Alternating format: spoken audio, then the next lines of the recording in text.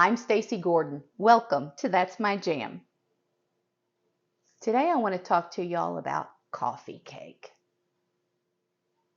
The last time I ordered a piece of coffee cake from a big chain coffee shop, I thought I was going to choke to death. Now I get it. Coffee cake is supposed to be enjoyed with your coffee, but it isn't enjoyable if it's scratching your throat all the way down because it's so dry. Today I'm going to share with you my very favorite coffee cake recipe. I've been making this coffee cake since about the 1990s when my sister-in-law Julie shared this recipe with me. Not only does this recipe have all of the flavors you'd expect from a good coffee cake, but it's moist. I promise you're going to love this one. Let's get started. We're going to preheat our oven to 300 degrees. This recipe starts out with a boxed cake mix. You can either use yellow or white. Personally, I prefer yellow. I only have white today, so that's what we're going to use. Next, we're going to add 1 box of butterscotch pudding mix and 1 box of vanilla pudding mix.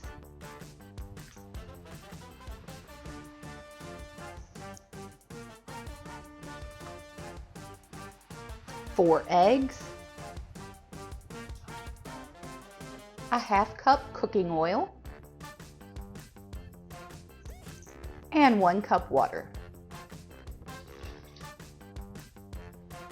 We're going to use an electric mixer to get this well blended.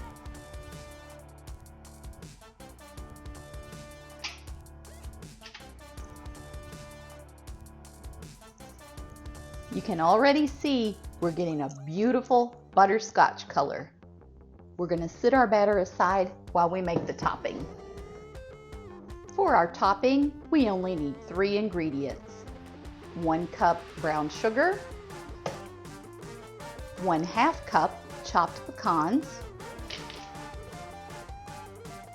and 1 teaspoon ground cinnamon.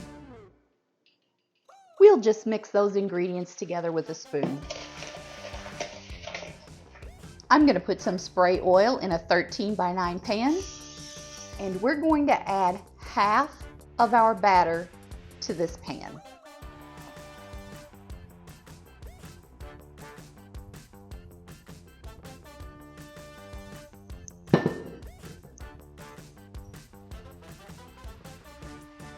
Next, we're going to use half of our topping on top of this layer of batter.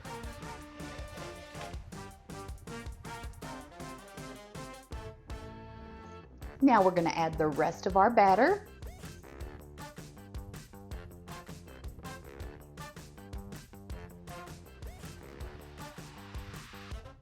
And you want to try not to disturb that layer of topping.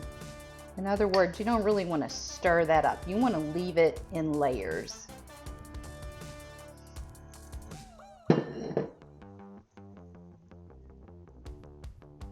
And finally, we're going to add the second half of the topping right on top of all of this.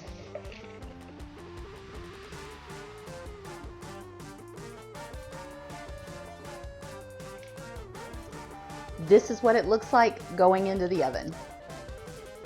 Now would be a great time to go down and hit that like button for me.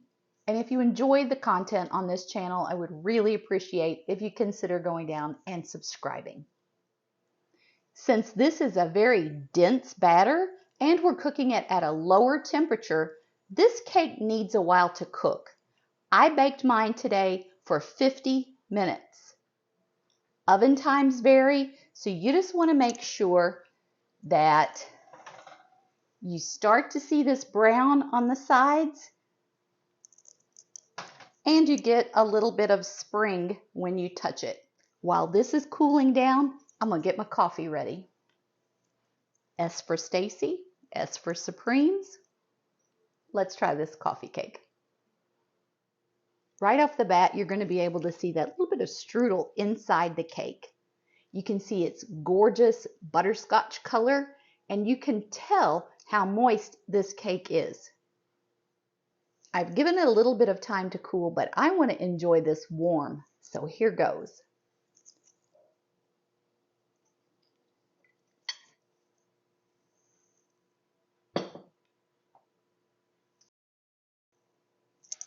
A match made in heaven.